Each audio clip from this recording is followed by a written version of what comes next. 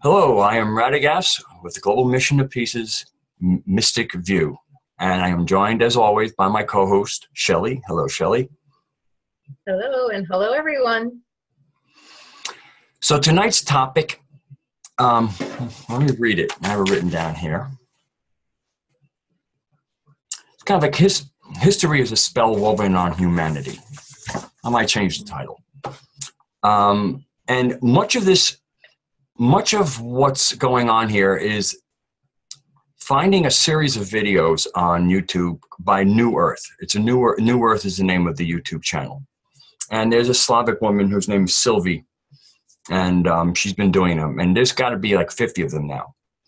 And it's called the Survivor Series. And what it's really talking about is that after the last cataclysm, the one that we kind of identify with, Atlantis, that different families or branches of these cultures found their way to the New World and brought that high culture with them. And we see much of that in the megalithic structures. That's kind of like almost the signature of the survivor cultures, is their megalithic structures. And the really polished masonry. I mean, really exquisite masonry, that when you find this masonry, then you find later examples of masonry built on top of it.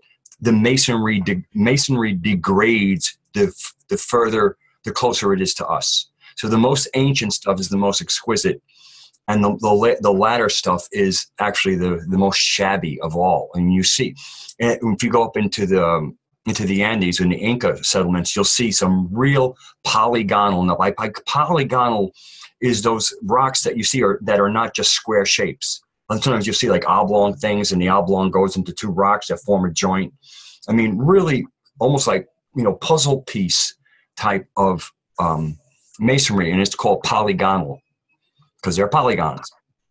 And so you go to the Andes and you'll see these massive stones laid exquisitely. You can't even put a credit card between them. And then you'll see kind of Inca work above them. The stones are much smaller. The mortar, there's a lot more mortar because they can't lay the stones exactly. But, and you can definitely see, I mean, when you see them on top of it, there's a complete delineation. And then you'll see more modern stuff on the top, which is largely rocks placed on each other. It's kind of like the stuff you'll see driving along a country road. Rocks kind of gathered from the field, piled up, with some kind of intelligence, but not art. And so this whole puzzle piece from history emerges, and it seems to tie in with basically a cover-up of history. And one might ask, well, what would be the strategy? Why would there be a cover-up of history? And what I believe is that it's to disempower us. I believe we have a glorious past. I've always felt that past seems so strange in the distant. And with some of the new chronology, it really appears that some of these places that were 2,000 and 3,000 years ago are at least 1,000 years, and maybe in certain cases 1,800 years closer to us. So that might account why sometimes it just really feels like we can almost reach out and touch some of these people, like in ancient Egypt or Greece, that they feel close. And if the new chronology has any validity to it, they're a lot closer. I mean, now it seems like there's different stages of like meddling around the medieval, like the Dark Ages. The Dark Ages might be dark because they never existed. In other words, there's this period that seemingly has no history. We have the years of it, but we don't have any real history from it. And the reason why is because those years never happened. So it's hard to have history when that time didn't even exist. We will be putting up link to the basic YouTube channel, and I suggest you start with one where they give the basic concepts and start rolling, because you start getting into not only the visuals, but you start some of the actual science. This might appeal to New Age sensibilities because people are more willing to embrace things that are not common. They're more open to what were called conspiracies. And this seems to lay open an historical conspiracy. And even when we look at some of the ruins and around the world, sometimes you see that not only has they been covered up by sand. Göbekli Tepe is a good example of something that was covered up by sand and earth. Now, who covered it up is an interesting question.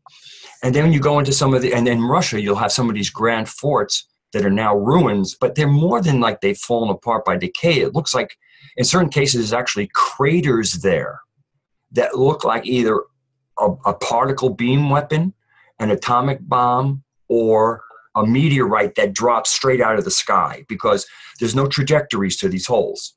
You know, meteorites usually come in at some kind of angle. And so when they make a hole, there's going to be a little bit of a plowing at one level and, you know, or a little bit more of a scoop at the other end. These holes have no scoops and no plowing. These are just holes, so you know, symmetrical holes, very often with some interesting fulgenite or heat-created glass. Now, heat-created glass can happen from a meteorite, but again, most meteorites do not drop straight out of the sky to create that kind of hole. And so, and just the way the walls come down, like you'll see a hole, but distally from the wall, there's a blast, and it really looks more like somebody was in there with very high capacity explosive energy type stuff to make sure these ruins stayed ruined. And it just seems like a massive cover up of a glorious past that is at most, but at least the vestiges of this past are probably no more than 300 years old. And you can find it in places like the Hermitage in St. Petersburg in Russia. Not that those are the only places, but they're one of the places where the culture itself, where the Russian culture and the people who've been around for a long time and have their own folktales are aware of a history that is vastly different than the history that was written during the medieval period. And it goes down to a man named Joseph Scaliger. He had another person. Joseph Scaliger was a Jesuit. So we also have like the Jesuit card here. And I don't want to paint a picture that all Jesuits are bad, but the Jesuits were a very busy group, very busy.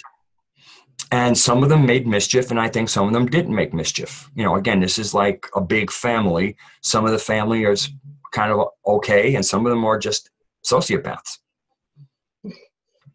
And so we have, then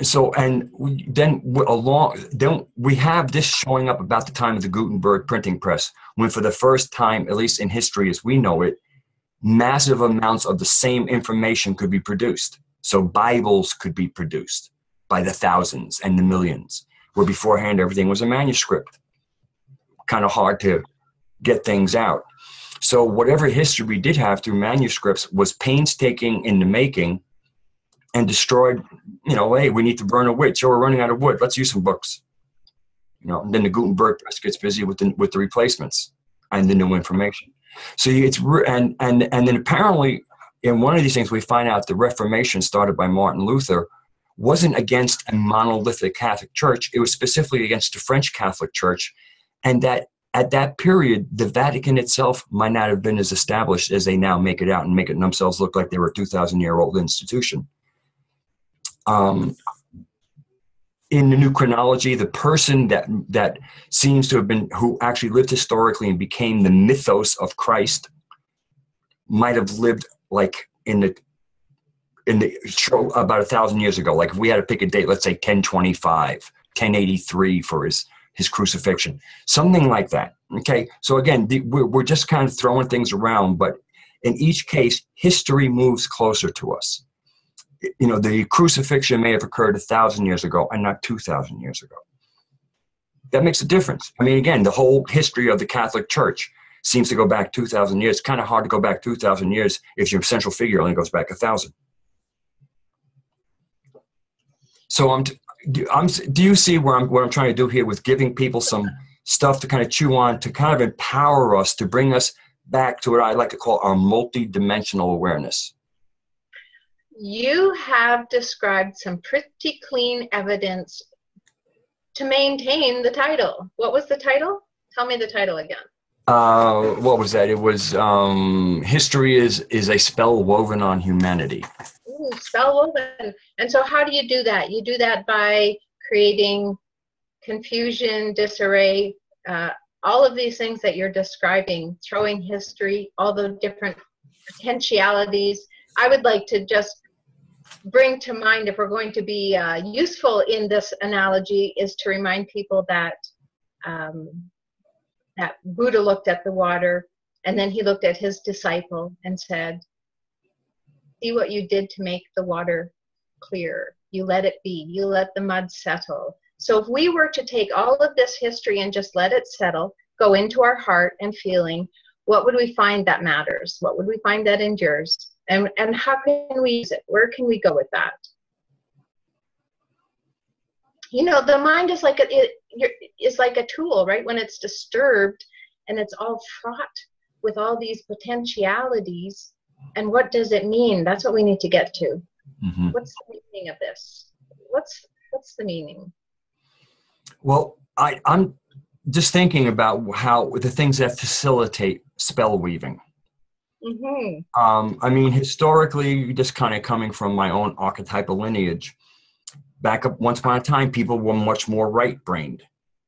So to create phantasms or things that could only exist in the mind by suggestion was a lot easier, because they almost already were there. All you kind of had to do was pour a little secret sauce into the area, and all of a sudden these things just kind of sprung up.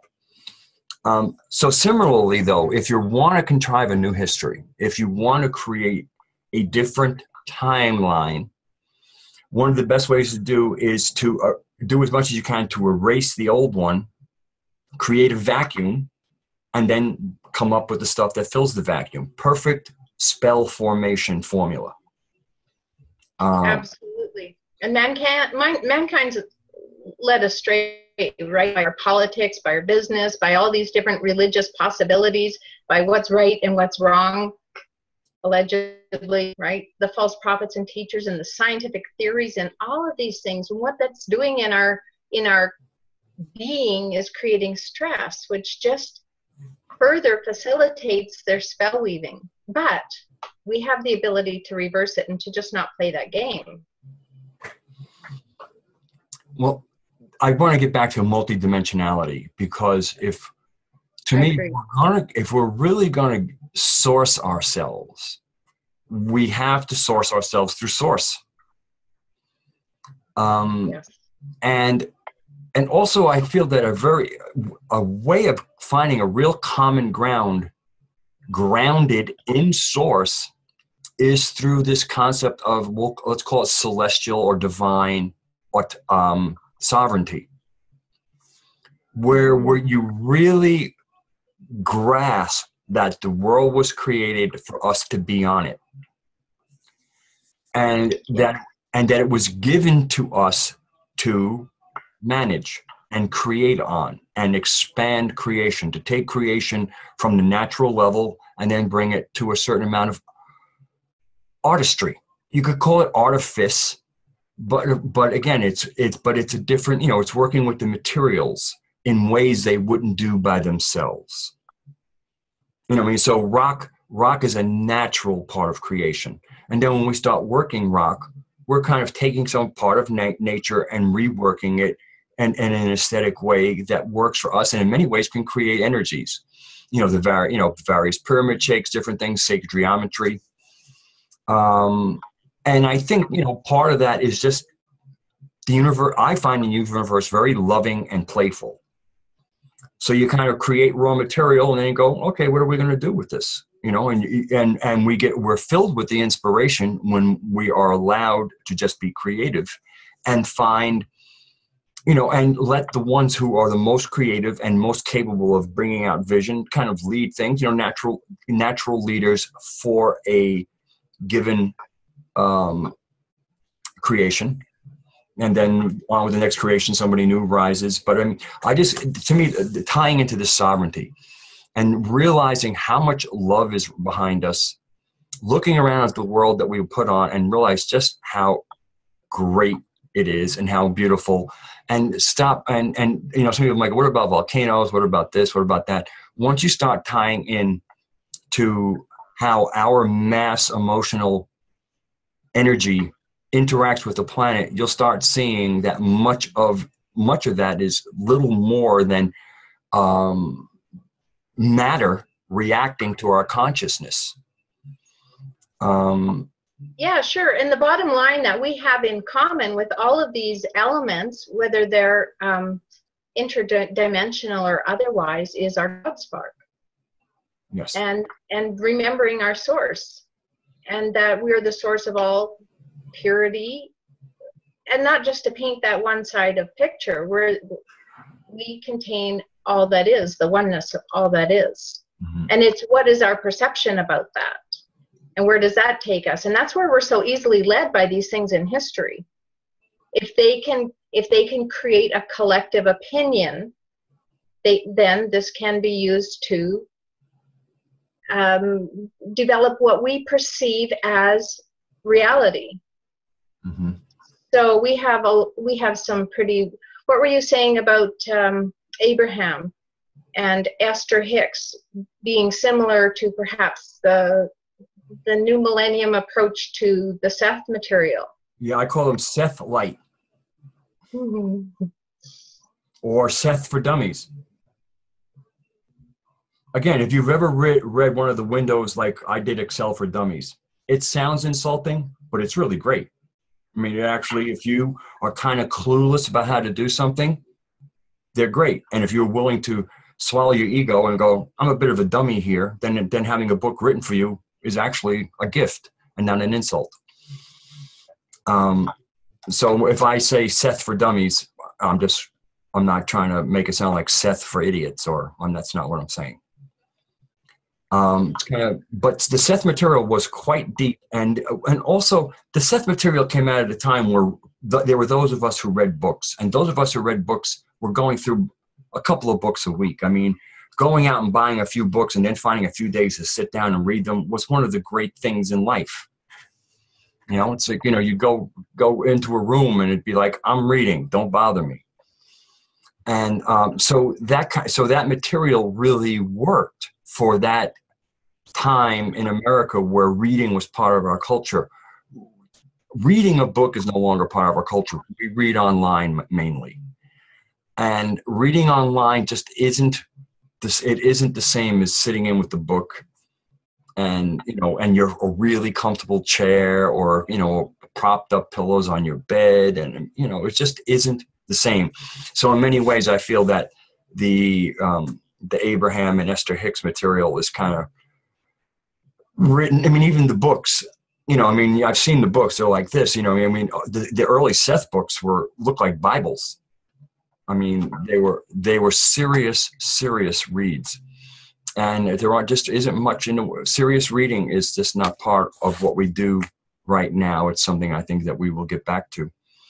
It was a very soulful experience to settle in with a book, and it could be even considered somewhat meditative because it takes you out of your beta frequency, takes you out of that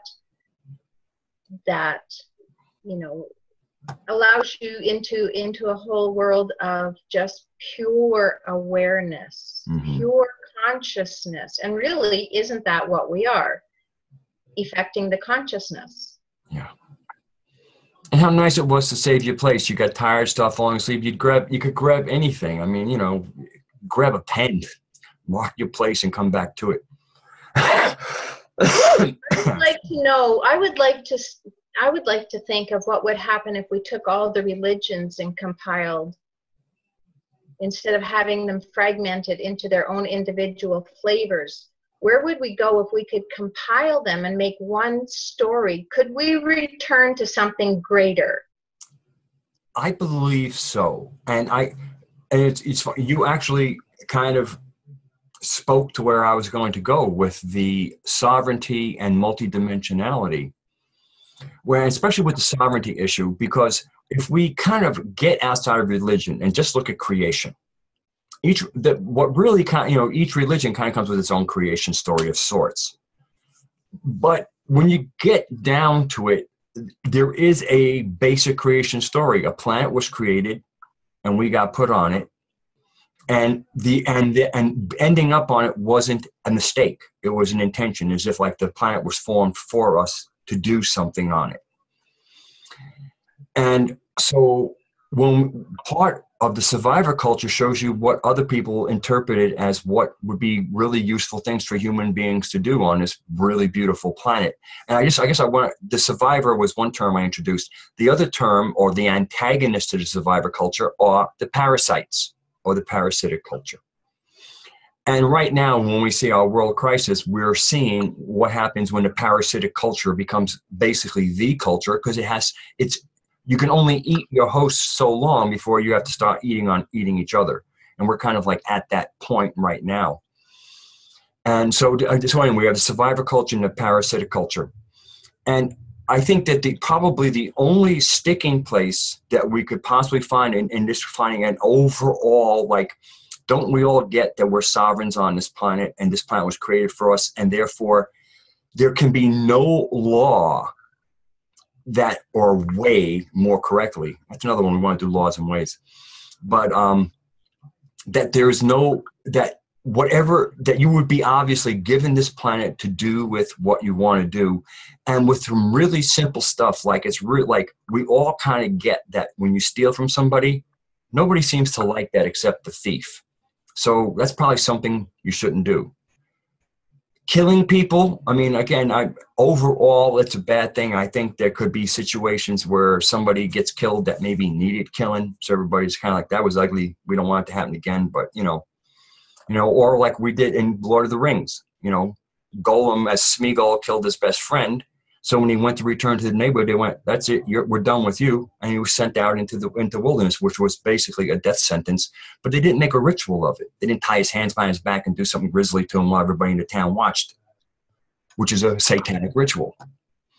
So I think that the only place where we might run into some problems with achieving our sovereignty is the concept of original sin, which kind of comes bouncing in about 3,000 years ago into the concept of our relationship, of our planet, our creator, and us as an interface between. And I think that's the one possible stumbling block, but only if people presence it. Because I think if you just keep it up where God created the world for us, don't you get that? God loves us. Don't you get that? Then find a common banner to kind of take back the planet and say no to the parasites telling us, oh, no, you can't go on the grass. Are you serious? The grass was grown for us. That's why it's there. What if we just say no to the interpretation the parasites gave to the word sin? What if sin simply means missing the mark? I like the fact that in Spanish it means without. So again, it's almost like you're either in or you're without. And again, it comes down to interpretation and perceptions. And it's not about condemning and judgments, hasn't ever been. But you spoke a little bit about the laws. So we look at universal laws, what we find is fractals. And so where do we find that within ourselves, right? Our own cells evict harmful components in our body in the same way that that Smeagol, if that's his name, was evicted, right? I mean, it's a simple biological function. We can find where it happens in the cosmos, as above, so below. And we have a beautiful kind of universal law to understand the process. And you said only the thieves like it. I have a feeling even the thieves don't like being thieves for the most part. Yeah. I really don't think that they're happy with. There's usually a motivation or something to go into that dark energy. Honestly, I agree with you. Yeah. So ultimately, are we not all seeking a return to light? And so regardless of how they color our history, does that lead us into light, or does that lead us into turmoil? I mean, we can kind of figure this out for ourselves and make a choice. Okay, what direction do you want to go? Do you want to go the path of the thief and the murderer and go into darkness? I don't, thanks. I'm going to choose something nicer. And as a sovereign with a fully engaged God spark, I just want to invite everybody else to give that a whirl. Yes.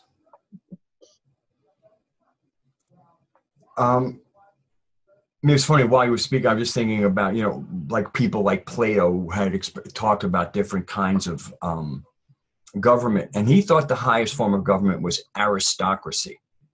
Mm-hmm. Now we hear this now, and we think back to the aristocrats that we see, and we go like, "Oh no, that's." They think that's almost what we have.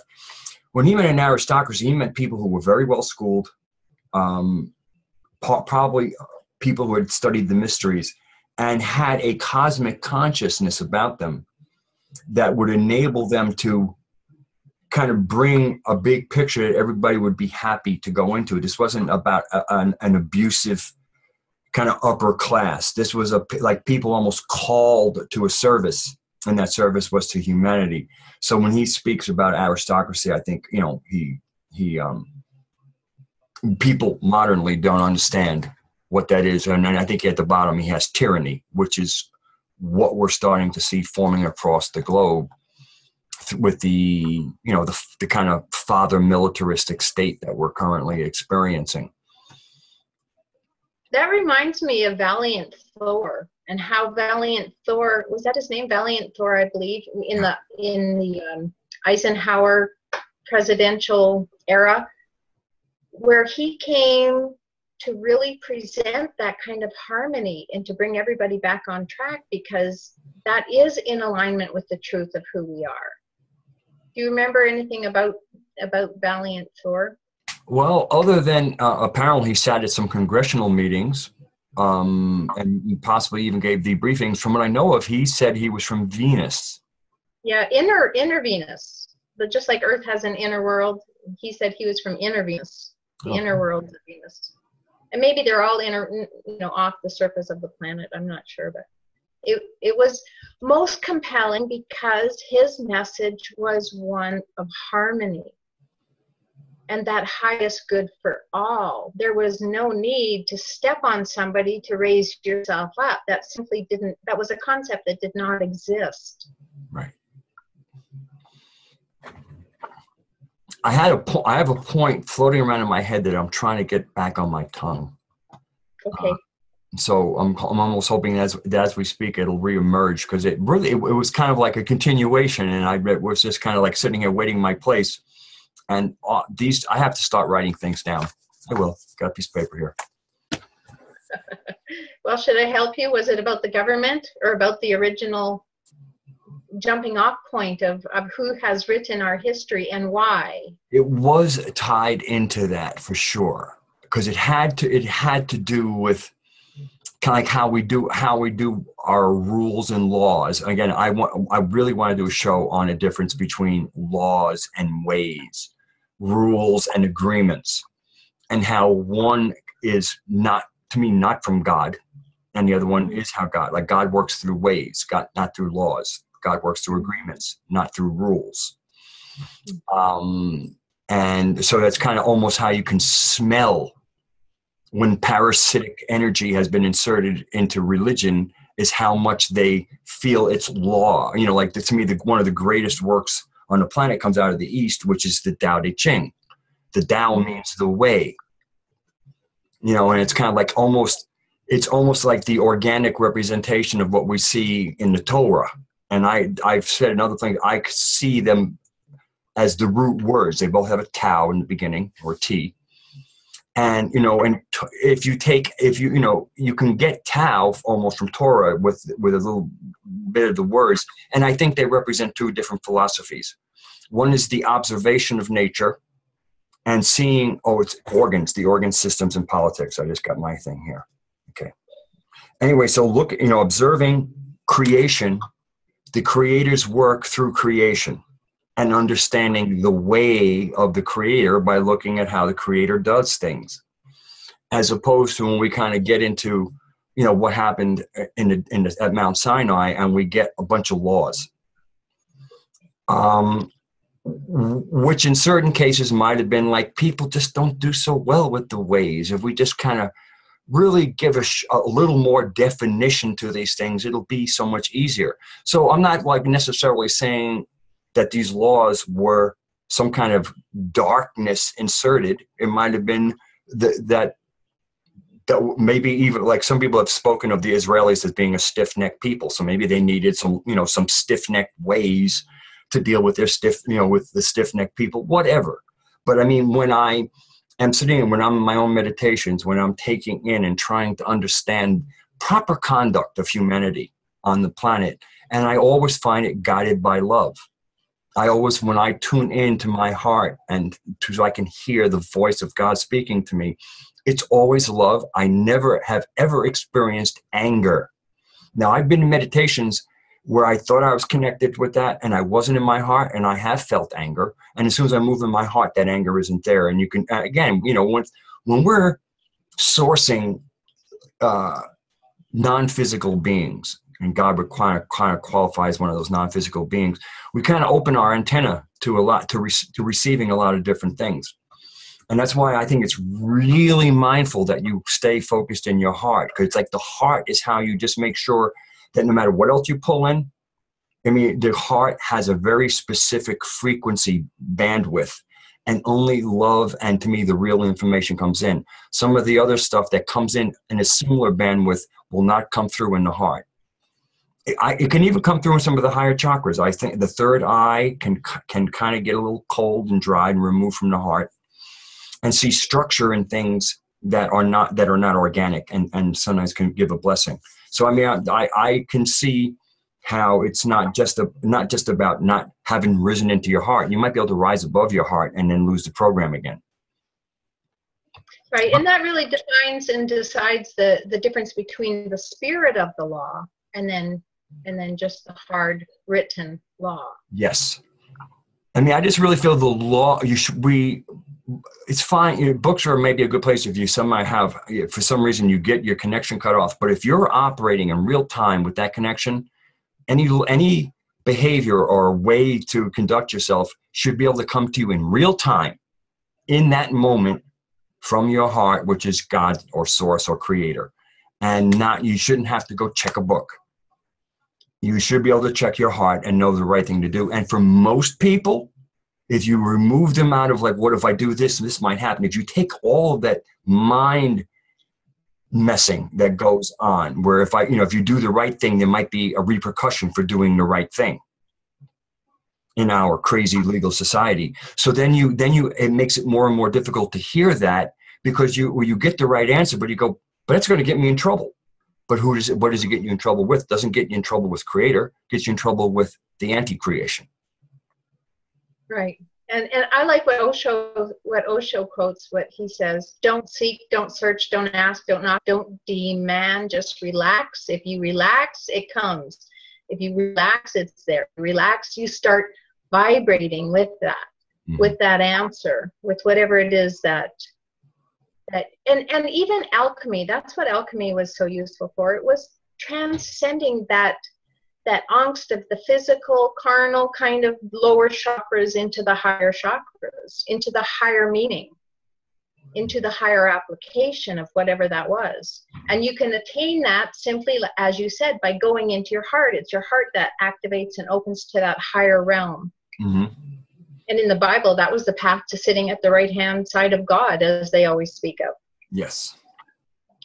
Yeah, I mean, there's so much.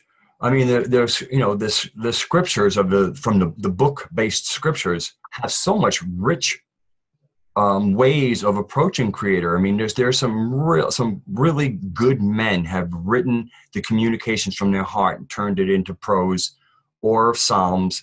And I mean, you can't. God is in the Bible. You can. I mean, the real deal love is in there. But it's kind of mixed in with some other things.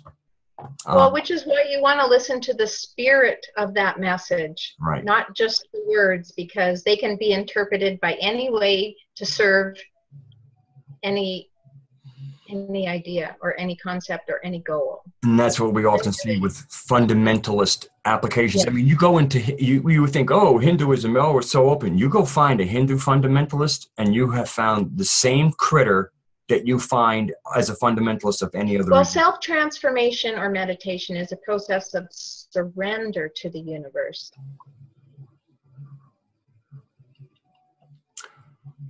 So the world and our own construct is a way of understanding the sensibility, the sense and the ways of creation.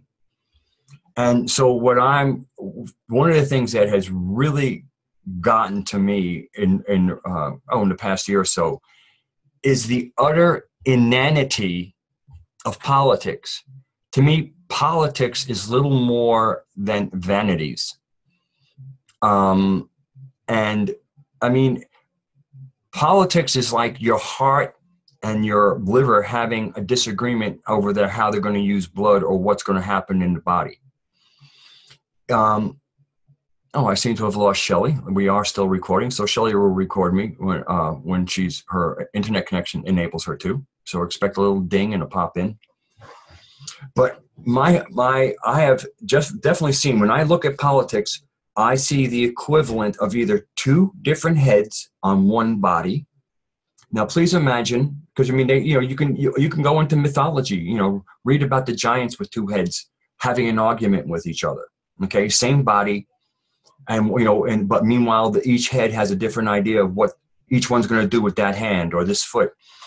And when you look at that kind of silliness and that absurdity, you see modern politics largely, and you don't see that in a human body. And if you really, if you want to even know how armies and police should behave, look at a proper functioning immune system in your body, how wise it is, how it isn't just on one big attack, how it stays within its own body, and how if for some reason you have an overly aggressive immune system, you have an autoimmune disease. That is to say, to be too virulent about what is a proper function. Obviously, a non-functioning immune system means you're open to all kinds of disease.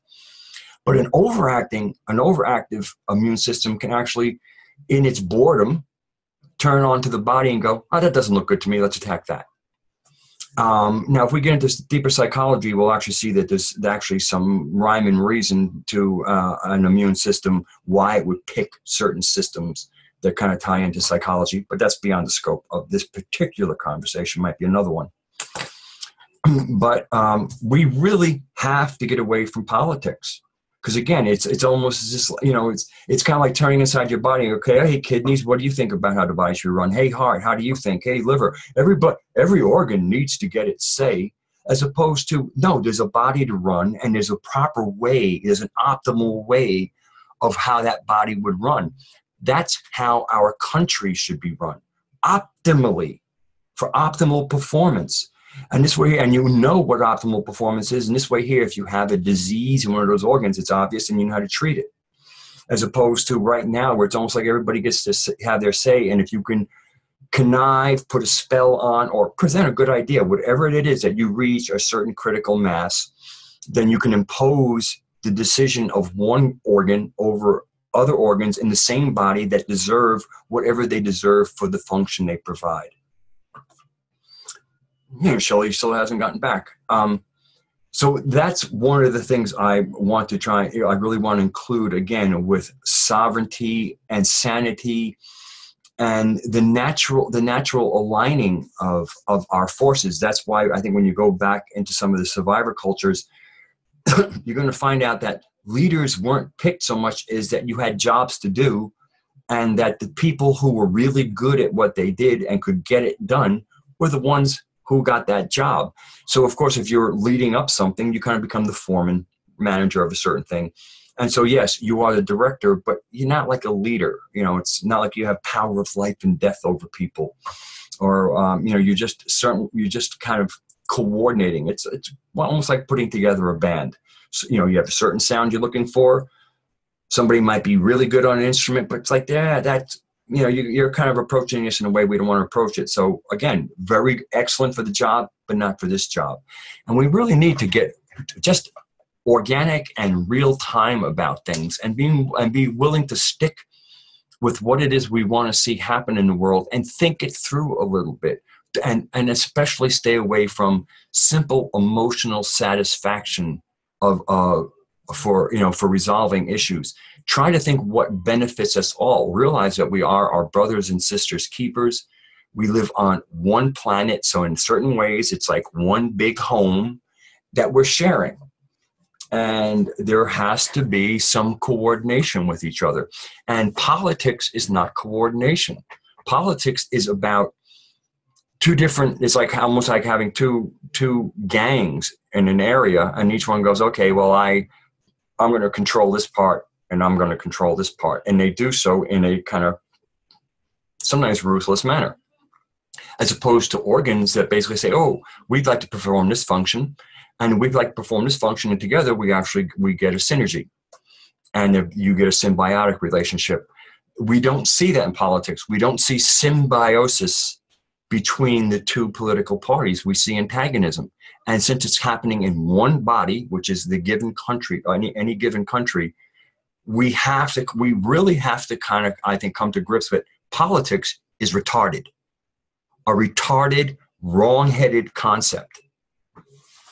And and then look at the current American field. I mean, I don't even know if I can call it politics.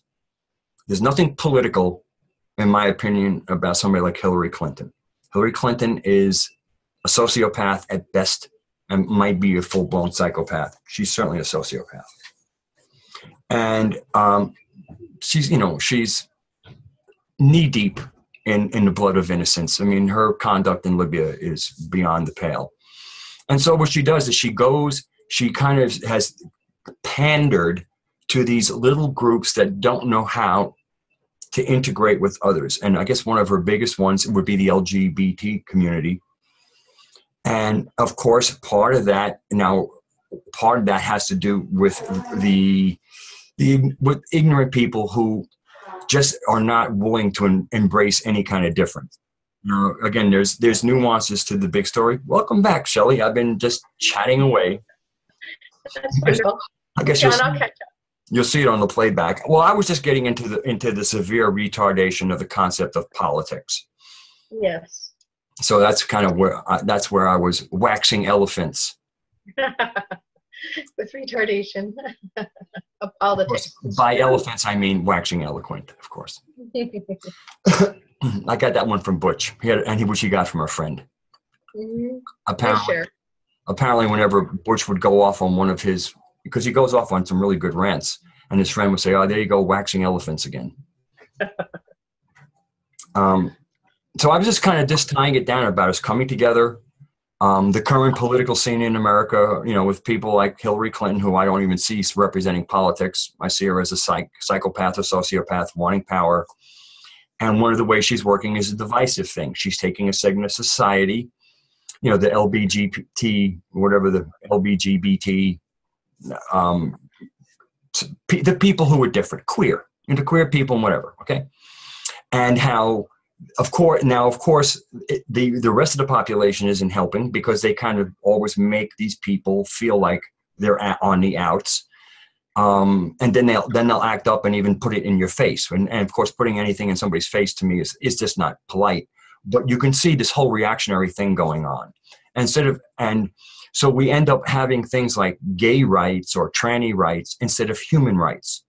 Mm-hmm. And this is where it kind of gets back to politics, where you got like everybody gets to have their say, fine, but we don't start creating antagonistic camps. Everybody can have a voice without doing stupid things with that voice. And to me, similarly, I see the whole politicizing of a segment of our society that wants to roll differently, and I'm completely comfortable embracing them in love in that whole whatever that is. But politicians, rather than politicians rising above that and go, we need human rights, not gay rights, black rights, women rights. We don't know. We need human rights, and then put everybody under the category of human. Problem solved. And this way here, we can't get political about it. Human, okay, we have a political group. It's based across the globe. In every country, we have a human. So we have a united front of sorts. So anyway, that's really what I was trying. I was just trying to break down how we're just constantly dividing and trying to get into these very specialized units that don't coordinate. I mean, a liver is a very special organ compared to a heart or a kidney. I mean, you can't get more different than these three organs, yet they work together. They found symbiosis, and they exist in one entity, a body, a human body. And that's a way that people can be unique, true to what they really want, how they really want to roll through 3D and creation, but always doing it with coordination to form a greater coherent whole. I agree. This is the time of reunion and remembering our collective oneness, and that we are all part of that.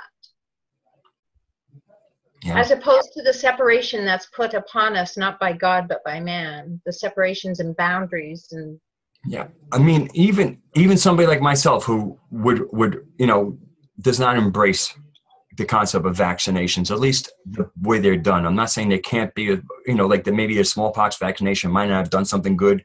Again, it was a singular thing. Then we had the polio. I mean, it was a singular thing that you did once or twice in your life. It wasn't this regimen that starts when a kid is 3 hours old. And 69 vaccinations now compared to their parents who might have had 3 or 4. And I mean, yeah. I don't think we even need the 3 or 4, quite honestly, from my perspective. But. Right. From our perspective, I think they're unnecessary also. But again, this is another thing that people went into different camps, just as opposed to the camp that we all have is that we all want the best for our children, and that we all need the freedom to provide for our families and children the best that we can. And then again, when we're getting into this, people, well, we want our children to be safe. Vaccinate them, but your kids aren't vaccinated.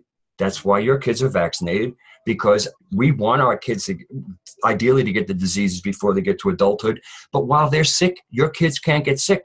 Nobody's putting this real simple formula together. And so the people who want to vaccinate everybody, who's not the common person, it's people who want, for whatever reason, to vaccinate the world. They find a party in the people who want the vaccinations by kind of keeping them ignorant, as if like you don't want your children endangered. So, and again, you do a circular argument where people drop it out. Well, if they work, how can they be a threat? So, I mean, this is like almost like our history. These huge, obvious pieces are just lifted out of the conversation, turn the conversation into a clown show. And it's because a missing piece of information is not there. And I think that part of that might even tie into like as we are now sitting in our current reality and trying to figure our way out, that perhaps some of our arguments, even making arguments to governments about why we should do things different, is based on these arguments from our past that have whole huge chunks missing from them that would create a real argument instead of a circular argument. Right, and perhaps ones that aren't based in fear might lead us in a positive direction. And that's why we kind of have to bring it back into sovereignty. It's almost like maybe we can't reclaim all the missing pieces of history by tomorrow so we can lay out a plan for the future, but we can reclaim our sovereignty right now. Yes, we can. And that will start putting you on the right track. So if you want to be empowered, start realizing, I mean, I don't know what people who do not have a spiritual center or a center that's based in, it's almost, let's call it almost magical. I mean, the whole idea of creation, when you really get into this stuff and how the world appeared, it's magic. It just isn't abracadabra, wave a wand, pull something out of a hat, silly magic. This is the magic of how the universe really works. Right, I believe they called that word. And word is the magic that the parasites are trying to use against us by also bringing back, as we started the show, describing history, using word. And even in the word magic is almost the word majesty. Mm-hmm. You know, the world is, the universe is majestic. We are part of its majesty, and we are part of its magical or majestic heritage. Right. And that's to be in dominion as opposed to domination. Yes. Subtle little differences make an entirely new world. And isn't that what we're all about? Creating a new paradigm. And speaking about circumstances creating a new world, we might be able to segue into that a little bit of good news that you had, because one of the situations that is going to covering things is less water in certain parts of the world, and that would be India.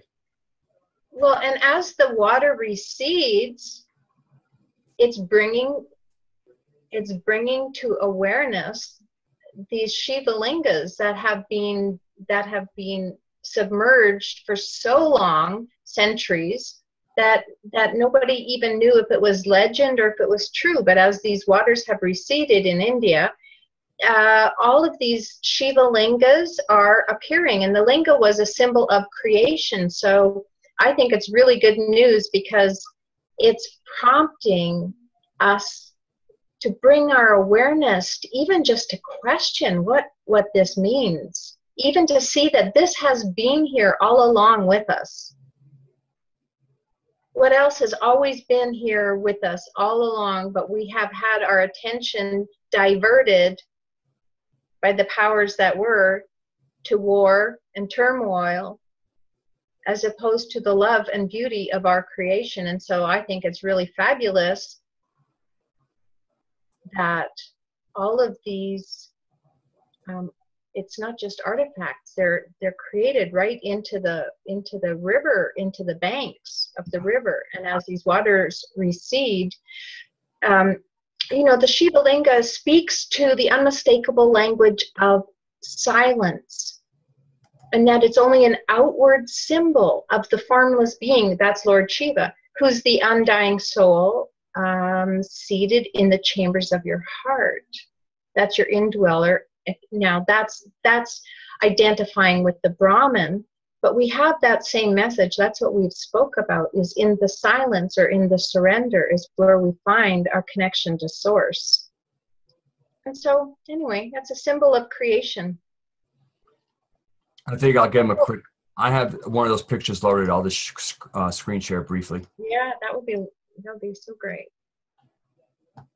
It's spoken of nature. I think the word is Prakriti, not speaking the language. I'm not sure that I'm pronouncing that correctly, but Prakriti? yeah. Anyway, it's devoid of smell or color or taste or any of those type of stimulations. That's what we would like to achieve in meditation as well, because that's what connects us to our higher source and our God spark. That sacred interface.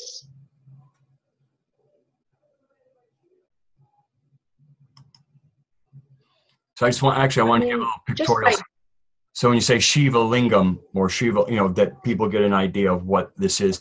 Now, we might want to be a little, Shiva is almost equivalent to a yoni, right? Which is the female generative organs.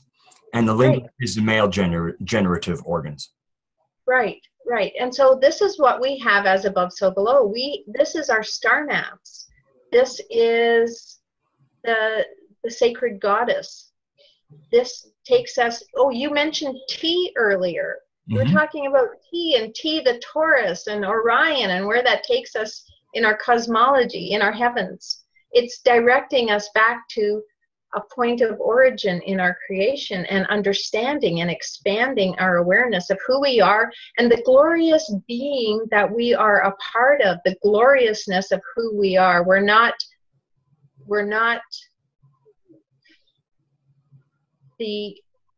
I don't want to use the term that is so degrading, but this is the idea behind the population control, that we're worthless eaters or something. We're not. We have a God spark. We are the God spark. And we are a part of this beautiful, glorious creation. And if nothing else, the Shiva Linga, you just look at the image, and in your silence, I'm sure it's going to speak to your heart. Okay, we're getting ready to wrap up, but what I kind of want to put in here, because I just want to make sure that I'm always communicating as clearly as possible. One of the things that comes out in the Survivor Series videos, and we will put a link to it, and where the description is, there'll be a link for that channel. But it really seems that not all that long ago, that the Christians and Muslims basically shared space. And it does appear that the survivors had many adherents to both Islam and Christianity. With whatever fragments they have used, it doesn't Judaism seems to be missing a little bit from the mix. But again, sometimes, at that point in history, the Jews were keeping to themselves a little bit, a little bit like they have been today. There's, which is just, which is fine with me. But it just seems that the survivor culture had done a little embracing of this.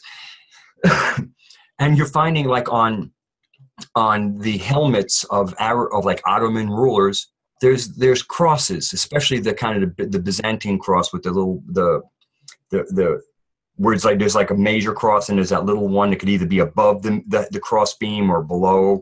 But there's a lot of that on supposedly Muslim leader helmets. And then you go to people like Charlemagne, and Charlemagne has little crescents on his thing. There's Arabic writing on a lot of the things.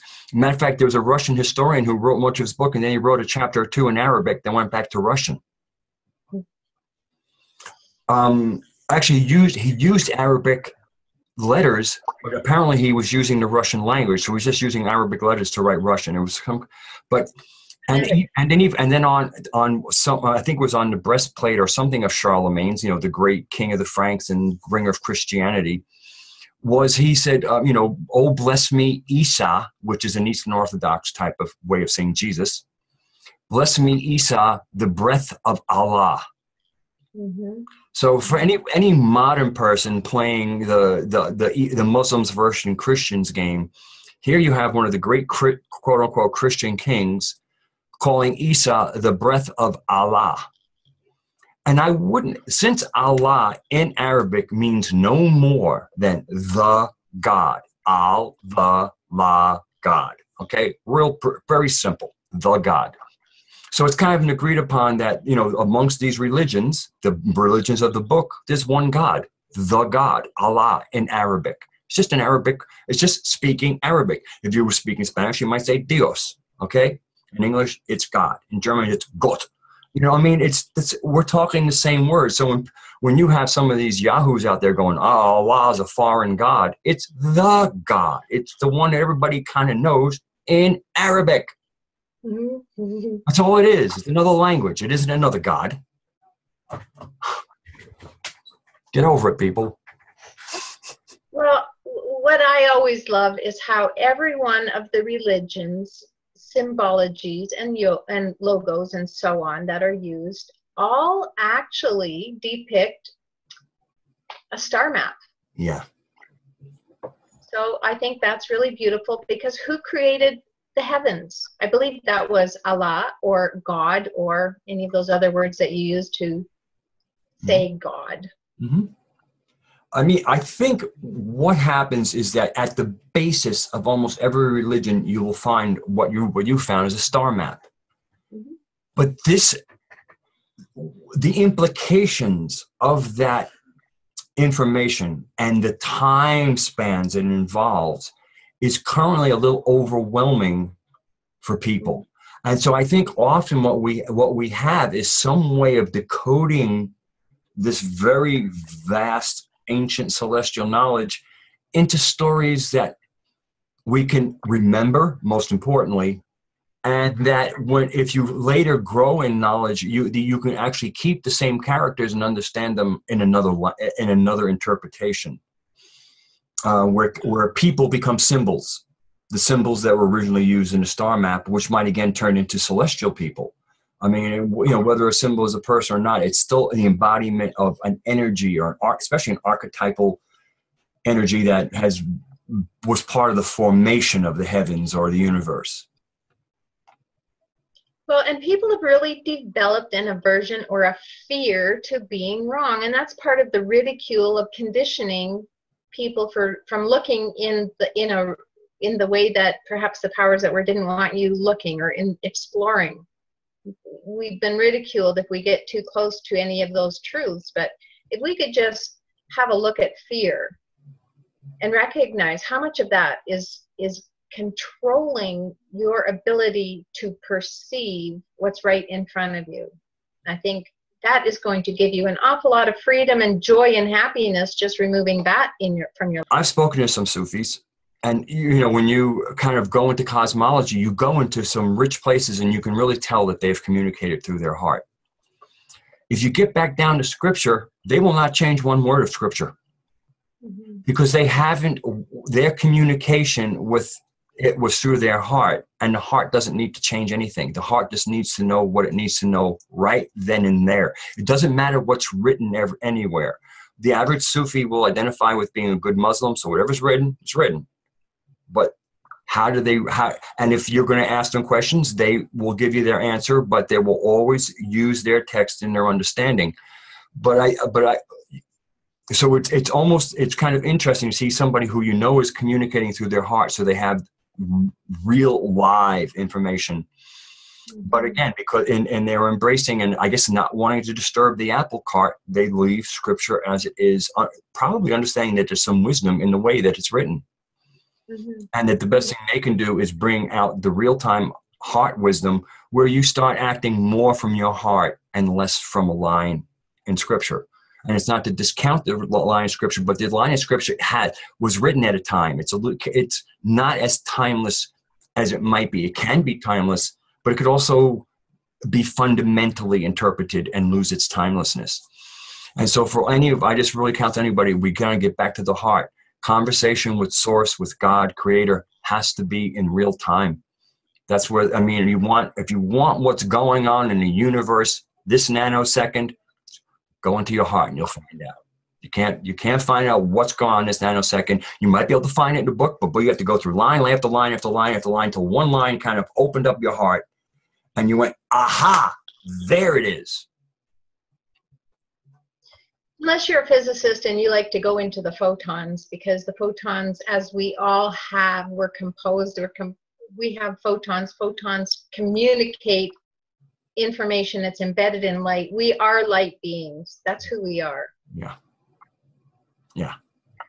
Yeah, I really think, and very often when you get down to quantum particles, in many ways you're often getting into photonic things. The quantum particles and photons might have a lot in common. The message of love is everywhere. It's embedded in us at every level. And when we recognize that within, we begin to see it in the world around us. So thank you for joining us this time for Mystic View 21. And we have some guests coming up that I think you'll like, but why announce them? Just know that we have some special people that will be speaking to us, and we look forward to bringing them to you. So thank you, Shelley. Thank you. Thank you, everyone. See you soon. God bless you all. Bye.